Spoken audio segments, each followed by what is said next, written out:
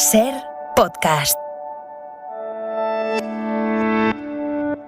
La Unión Europea y Estados Unidos preparan nuevas sanciones contra Rusia por las salvajes matanzas de civiles que, según Ucrania, han perpetrado las tropas rusas en Bucha, una ciudad a las afueras de Kiev.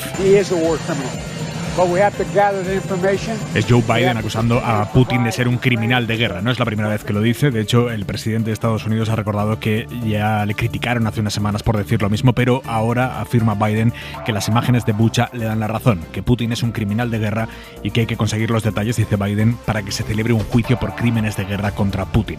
También la presidenta de la Comisión Europea ha confirmado esta tarde que la Unión ha creado un equipo conjunto de investigación con Ucrania para investigar crímenes de guerra y contra la humanidad, y que está preparada para enviar equipos sobre el terreno que apoyen a la Fiscalía ucraniana.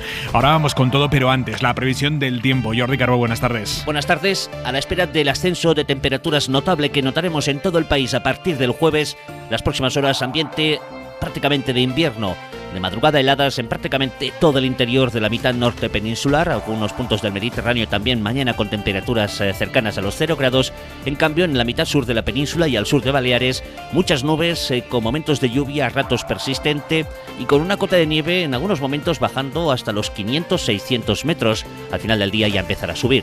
A esto hay que añadir que el viento de levante seguirá soplando con intensidad. Y hay media hora 25 deportes. Gallego, buenas tardes. Buenas tardes, ya está en España Carlitos Alcaraz. Recibido así en el aeropuerto de Madrid, después de haber ganado ayer en Miami su primer Master 1000. Ahora se toma unos días de descanso en Murcia.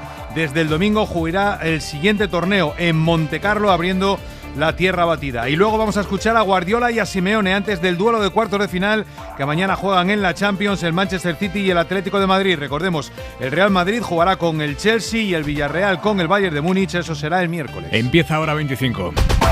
Con violencia machista, que suman 24 horas, 2 víctimas y 2 fallos en la respuesta institucional, judicial y policial.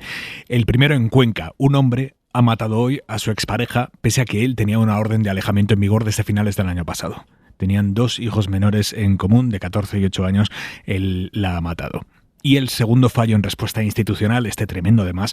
Hoy hemos sabido que el hombre de Sueca, en Valencia, que mató ayer a su hijo de 11 años, tenía una orden de alejamiento desde el verano pasado respecto a su exmujer. Y a pesar de eso, por una incomunicación entre 2 juzgados de la misma localidad, al hombre no se le retiró la custodia compartida del crío, que el sábado cumplió 11 años. Al día siguiente su padre lo mató a puñaladas. El hombre va a pasar mañana a disposición judicial y ahora mismo acaba de comenzar en Sueca una concentración para condenar ese crimen. Allí está la periodista de la SER, Ana Galarza. Buenas tardes. Buenas tardes. Este es el sonido ahora en la plaza del Ayuntamiento de Sueca. Son los vecinos y vecinas del municipio, muchos niños, que han acudido aquí con pancartas moradas en contra de la violencia machista. Se reúnen en la plaza del Ayuntamiento para condenar el asesinato de Jordi. Del balcón del Ayuntamiento cuelga una pancarta donde se lee: Sueca condena la violencia vicaria. Y durante el momento de silencio, ahora cuando terminen los aplausos, sonará la música de un violín que interpretará 2 piezas musicales. El asesinato de Jordi, presuntamente a manos de su padre, ha consternado al municipio. El padre estaba condenado por violencia de género, pero al parecer se mantenía el régimen de visitas por un fallo del sistema. En este caso había 2 procedimientos judiciales paralelos. Un primer convenio de divorcio estableció la custodia compartida, pero una condena de violencia de género posterior suspendió el régimen de visitas. Sin embargo, después se ratificó el convenio de divorcio en el juzgado de familia. Según el TSJ valenciano, este último desconocía la existencia de la sentencia condenatoria por violencia de género. Por lo tanto, ratificó la custodia compartida. Jordi cumplió el sábado 11 años. Es el primer menor asesinado por violencia de género en España en 2022.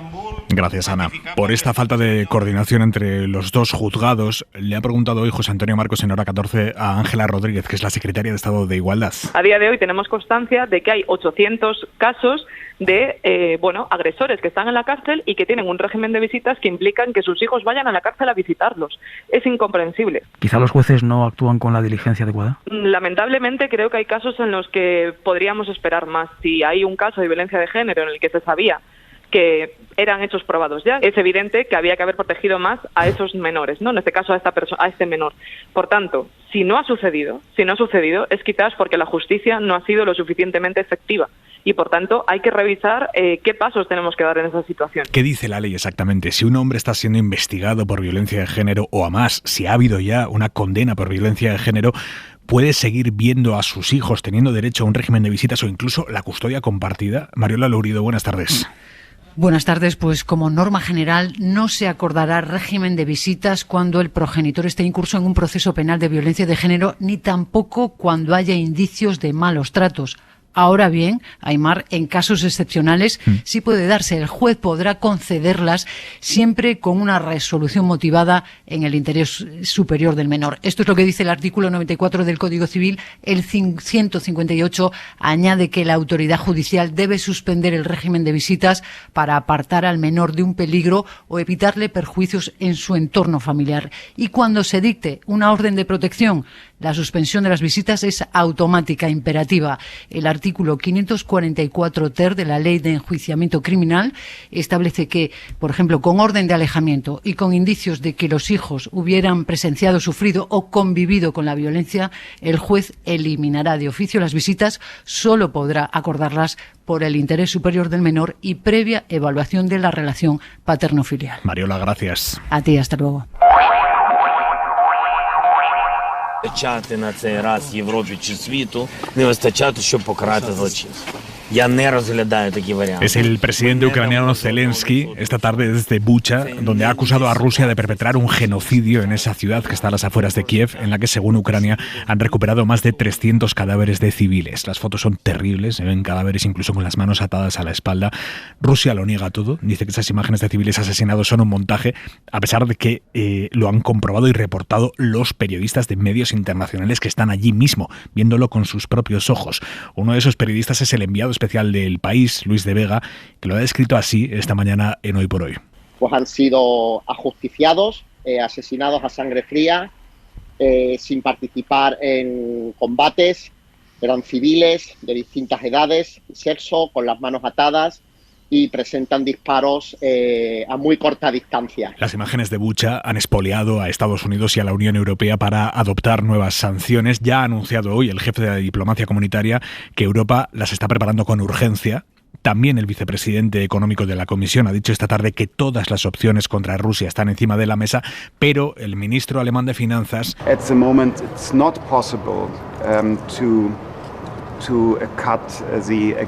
ha dejado claro que ahora mismo no se puede prescindir del gas ruso. Todavía no se puede prescindir del gas ruso, que sería la medida, digamos, más contundente. Ahí es donde se haría un daño real a Rusia. Javier Ruiz, buenas tardes. Buenas tardes. Macron lidera la petición de un embargo completo para Rusia que incluya gas, petróleo, porque dice... Il est clair qu'il y a des indices aujourd'hui très clairs de crimes de guerre.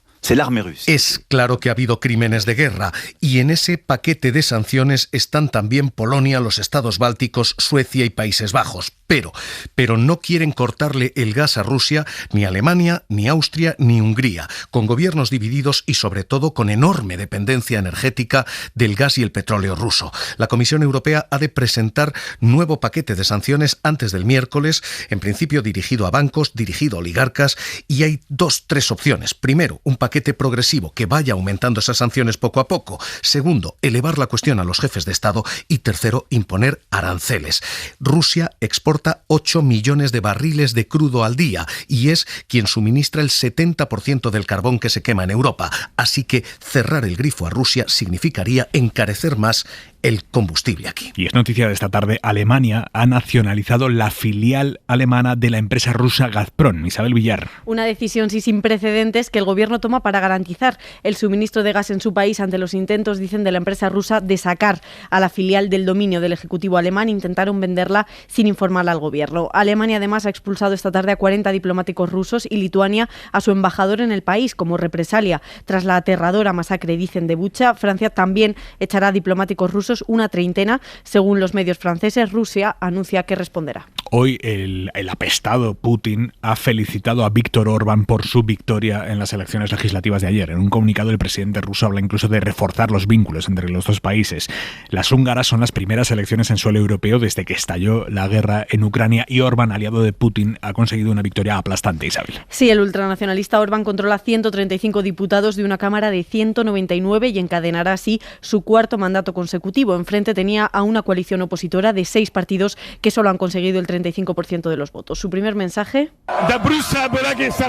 que su victoria es tan grande que se puede ver desde la Luna y desde Bruselas, confirmando que vendrán más embestidas contra la Unión. Donde no ha ganado Orbán es en el referéndum que convocó para legitimar la ley que aprobó en verano prohibiendo hablar de la homosexualidad en los colegios y limitando el contenido LGTB en los medios de comunicación. Orbán la sometió a referéndum para mostrar músculo ante Bruselas, que le abrió un procedimiento de infracción por entender que esa ley es discriminatoria con el colectivo LGTB, pero no lo ha conseguido. La consulta ha fracasado porque no ha logrado el mínimo del 50% de los votos válidos. Ha advertido hoy el presidente del gobierno español, Pedro Sánchez, de que la ultraderecha, sea donde sea, es el mayor enemigo de Europa. ¿Europa o la extrema derecha? Los enemigos de Europa son los enemigos de la democracia. Da igual que sea en Moscú, en Kiev o en París. No hay otro enemigo, ni mayor amenaza. El proyecto europeo y sus valores de libertad, de democracia, de solidaridad, tienen un adversario único y global, que es un proyecto autoritario, fanático, extremista, que desprecia la libertad personal, siempre ataca a los mismos, a las minorías. Hablaba el presidente de la ultraderecha en París, justo hoy que empieza una semana decisiva en la campaña presidencial francesa. El domingo se celebra la primera vuelta con Emmanuel Macron y Marine Le Pen claros favoritos para pasar a la segunda ronda, y conforme pasan los días, la ultraderecha va ganando posiciones. Le Pen está ahora mismo a solo 3 puntos del actual presidente, según los últimos sondeos. Corresponsal en París, Sara Canals. Buenas tardes. Aunque el presidente Macron sigue siendo favorito en los sondeos, su ventaja frente a Marine Le Pen se reduce día tras día, con un 26 y un 23% de intención de voto respectivamente. También, según estos sondeos, Emmanuel Macron se llevaría la victoria en la segunda vuelta, aunque con un margen muy ajustado, con el 51%, algo que se explica por la desmovilización de los votantes de izquierda. 1 de cada 3 no irían a votar en un hipotético duelo entre Macron y Le Pen. Otro factor que podría explicar este pronóstico es la normalización de la guerra, que ocupa la posición número 12 en el ranking de preocupaciones de los franceses. La ultraderechista, por cierto, no es la única que goza de esta dinámica. Al alza también sube Jean-Luc Mélenchon en tercera posición y a 7 puntos de Le Pen. En España, hoy hemos conocido los datos del paro del mes de marzo. Ha bajado en 2.921 personas este mes de marzo respecto a febrero. Es una bajada pequeñísima de apenas el 0,09%, que se explica por el parón del transporte y la guerra de Ucrania. Lo que sí mejora es la contratación indefinida. Este tipo de contratos representan 1/3 de los que se firmaron en todo el mes. Alejandra de la Fuente. Pues sí, el mes cierra con un dato bastante tímido, aunque en términos interanuales el paro ha descendido en 840.000 personas desde marzo del año pasado. Lo mismo ocurre en términos de afiliación. Esta ha sido muy leve en el mes de marzo, un 0,7, pero en términos acumulados hay casi 500.000 de personas más trabajando que cuando comenzó la pandemia. Aunque sin duda el dato más destacado es el de contratación indefinida. En marzo del año pasado, el 90% de los nuevos contratos firmados eran temporales. Ahora son el 70%. Escuchamos a Yolanda Díaz, Unai Sordo y Pepe Álvarez. Estamos en niveles de contratación indefinida, que era, digamos, que el enorme problema del mercado de trabajo en nuestro país, del 30,5%. Si en España habitualmente 7 de cada 100 contratos que se firmaban cada mes eran indefinidos, hemos pasado a 30. Estamos ante un éxito de la reforma laboral. Por su parte, la patronal pide prudencia. Esto decía Antonio Garamendi. Yo creo que también hay que valorar en estos momentos qué es lo que está afectando desde el plano de lo que es la crisis de Ucrania, vamos a definirla así, y también lo que ha podido pasar con el tema del paro, ¿no? Lo cierto es que la calidad de empleo está mejorando poco a poco. No solo a los datos del paro, la incertidumbre que provoca la guerra, sumada a la crisis energética y la inflación disparada, está afectando al estilo de vida de los españoles. Según el barómetro de 40dB para la cadena SER El País, la mayoría de los españoles ha reducido el consumo de luz o el uso del coche para ahorrar carburante, y casi la mitad ha dejado de poner la calefacción en casa. Guillermo Lerma, buenas tardes. Buenas tardes, Aimar. En general hay sí preocupación por la marcha de la economía. Una mayoría de encuestados cree que la invasión rusa afectará de forma negativa y persistente al presupuesto doméstico. Son un 44% de los participantes los que admiten que han reducido o modificado la cesta de la compra, pero no solo el bolsillo. El conflicto bélico ha afectado también al estado emocional. Son un 54% de los españoles los que dicen sentirse más desanimados y pesimistas. El sondeo detecta también un aumento del recelo hacia la población y la cultura rusa. defensa y un mayor sentimiento militar. Casi la mitad de la población apoya incrementar el gasto en defensa y asegura que estaría dispuesto a luchar por defender su país en caso de invasión. Esta encuesta que publicamos hoy en El País y en la cadena SER mide la intención de voto también en un momento político importantísimo en España, porque se hizo cuando Feijóo ya había ganado las primarias a la presidencia del partido. Ya se sabía, por tanto, que iba a ser el líder nacional del PP. Y con Feijóo a los mandos, el PP recupera algo de terreno perdido el mes pasado por el enfrentamiento entre Casado y Ayuso. Se coloca solo a 2 puntos del PSOE y en la horquilla más favorable de PP y Vox, la derecha y la extrema derecha podrían sumar mayoría para gobernar. Lerma. Sí, por primera vez el sondeo arroja esa posibilidad, como decías, en el escenario más favorable. Si PP, Vox, Ciudadanos y Navarra Suma juntaran sus escaños, la derecha y la ultraderecha alcanzarían mayoría absoluta y tendrían opciones de gobernar. PSOE y Unidas Podemos necesitarían el voto a favor de otros 6 partidos para revalidar la coalición. Lo que refleja el barómetro de abril es que en un mes los populares logran recuperar una parte importante de la caída provocada por la crisis interna y frenar además la fuga de votos hacia los de Abascal. El PP se aleja de Vox a la misma velocidad a la que se acerca al PSOE. La diferencia entre esos dos grandes partidos es de 2,5 puntos. El recorte se debe sobre todo a la tendencia a la baja del PSOE, que cae por segundo mes consecutivo y que según el sondeo tiene el electorado menos movilizado y menos fiel. Hoy Pablo Casado ha formalizado su renuncia al acta de diputado en el Congreso. Ya anunció el viernes que lo haría, que dejaba la política, que dimitía, y esta tarde lo ha ejecutado. El nuevo PP de Feijóo ha echado hoy a andar con una reunión del Comité Ejecutivo y en el horizonte las reuniones de jueves con el presidente del gobierno, Pedro Sánchez. Y de cara a esa cita, el Partido Popular va modulando un posible acercamiento de Feijóo hacia el presidente y avisan de que no hay que confundir la moderación con la sumisión, dicen. Mariela Rubio, buenas tardes. Buenas tardes. Sí, lo primero que hará el partido es convocar los congresos en el territorio, incluido, por supuesto, el Congreso del PP de Madrid, que según lo previsto llevará a Díaz Ayuso a la presidencia del partido. Desde luego, la secretaria general del PP, Cuca Gamarra, ha asegurado que Feijóo los quiere cuanto antes. Y el presidente lo que nos ha trasladado es que quiere ordenar el Partido Popular de una manera rápida. Madrid es uno de los pendientes y, como otros, los vamos a celebrar de una manera muy rápida, que es lo que se necesita. Y con respecto a la reunión con Sánchez el próximo jueves, Gamarra ha asegurado que Feijóo acude a escuchar, pero dejando claro que no hay que confundir la moderación con la sumisión, ni la vocación del entendimiento con el entreguismo al gobierno. Es Sánchez quien tendrá que plantear propuestas a Feijóo y no al revés. Ha dicho, preguntada acerca de la posibilidad de que el PP se abra a renovar el Consejo General del Poder Judicial. Pero el gran reto de Feijóo ahora mismo es decidir qué relación quiere tener con Vox, porque en nada van a pasar a gobernar juntos por primera vez en una autonomía en Castilla y León, y a partir de ahí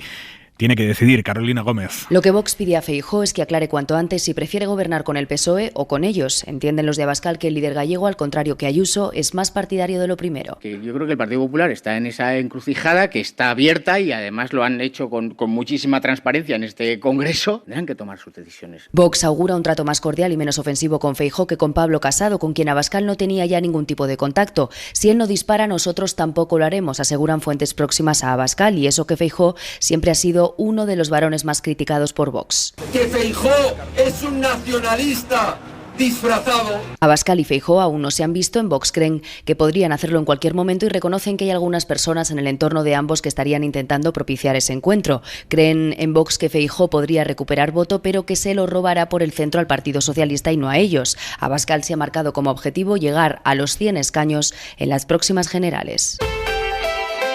Hora 25. Aimar Bretos. Un equipo de científicos españoles ha descubierto el porqué de los antojos de las embarazadas. Investigadores del Hospital Clínic de Barcelona confirman que esos antojos tienen que ver con que el embarazo reordena los circuitos neuronales que impulsan los episodios de ansiedad por la comida, lo que llamamos antojos. Radio Barcelona, Susana Ruiz. La investigación realizada con hembras de ratones muestra que durante el embarazo se produce una reorganización en los circuitos neuronales relacionados con la motivación y el deseo. Estos cambios impulsan a comer productos dulces y calóricos de forma compulsiva. Marc Claret es uno de los investigadores principales del estudio. Este placer tiene la finalidad de asegurar que el individuo repita el comportamiento en cuestión. En este sentido, el aumento de la actividad del sistema de recompensa durante el embarazo promueve la intensificación de los antojos durante este periodo. Los investigadores han demostrado que en los ratones los antojos persistentes tienen consecuencias negativas para la descendencia a nivel metabólico, cognitivo y psicológico, por lo que en prevención recomiendan a las mujeres embarazadas que no se dejen arrastrar por ellos. Después de contar los episodios más épicos de la historia de Roma, el escritor Santiago Posteguillo se ha embarcado en un faraónico proyecto para narrar la vida de Julio César. Serán 6 novelas en las que va a estar inmerso al menos 10 años. Y mañana se publica la primera, Roma soy yo, de Ediciones B, que cuenta una parte de la vida de César totalmente desconocida, sus inicios como abogado y el punto exacto en el que comienza a forjarse su leyenda. Con Posteguillo ha hablado el periodista de la SER, Alejandro Becerra. Cuando César cruzó el río Rubicón pronunció una frase muy popular: alea jacta est, la suerte está echada, porque sabía todo lo que había en juego. Tras contar los grandes personajes de la antigua Roma, ahora Santiago Posteguillo se lanza con 6 novelas sobre la vida del político y militar romano. Atiende a la cadena SER en Tesalónica, Grecia. Cuando yo hablo de Roma, estoy hablando constantemente de lo que nos pasa hoy día. Es que la antigua Roma es hoy. Las novelas que yo escribo sobre Roma creo que pueden ayudarnos mucho a reflexionar y a pensar sobre el mundo en el que vivimos. César se enfrenta a formidables enemigos y a problemas que recuerdan mucho al presente: corrupción, falta de distribución de la riqueza, la destrucción de la integridad territorial. Al autor, ese César le recuerda a alguien de una Europa sacudida por la guerra. Al joven César se le podría parecer un Zelensky, en la medida que es un gran comunicador y se enfrenta a un enemigo de una entidad brutal. El escritor también se moja con las reformas educativas en España. Que se imparta las clases de historia y a ser posible que se impartan en orden cronológico, porque el espacio-tiempo existe y no se puede borrar con un decreto. Posteguillo hace con esta novela un despiadado y ágil retrato sobre la tardía República Romana, a la que quedaban ya muy pocos años de existencia. La entrevista completa de Alejandro Becerra a Santiago Posteguillo la tienen en cadenaser.com. Y a esta hora la mirada de Xavi Vidal-Folk. Nunca más la austeridad presupuestaria exagerada. Esa receta que provocó tantos recortes sociales, tanta desigualdad y tanto malestar social, acaba de recibir un golpe mortal. Los cabecillas del sur y del norte en la Unión Europea, España y Holanda, acaban de aliarse, lo casi nunca visto. Han lanzado una propuesta común a los ministros de Economía de la Eurozona. Defienden 3 ideas, las 3 son adecuadas. La primera es que hay que defender la seriedad fiscal, pero no el rigorismo, ni manirrotos ni rácanos, de manera que cada país pueda aplicar su propia estrategia para no estirar más el brazo que la manga, en vez de una receta única y estricta. Segunda, hay que sustituir los centenares de páginas del Pacto de Estabilidad por una norma sencilla, la regla de gasto, que consiste, como sucede en las familias y en las empresas bien administradas, en gastar, pero no gastar más de lo que van a crecer los ingresos cada año, salvo ante una catástrofe u otro tipo de situación excepcional, cuando hay que endeudarse. Y tercera, reforzar la inversión pública para atraer la privada, tanto a nivel europeo como a nivel nacional. Políticamente, lo mejor de este papel es que rompe la línea divisoria entre norte y sur, entre prósperos y vulnerables, entre amigos del gasto y adoradores del ahorro. Bonita sorpresa. Suscríbete a Hora 25. Todos los episodios y contenidos adicionales en la app de Cadena SER y en nuestros canales de Apple Podcast, Spotify, iVoox, Google Podcast y YouTube. Escúchanos en directo en la SER de lunes a viernes a las 8 de la tarde.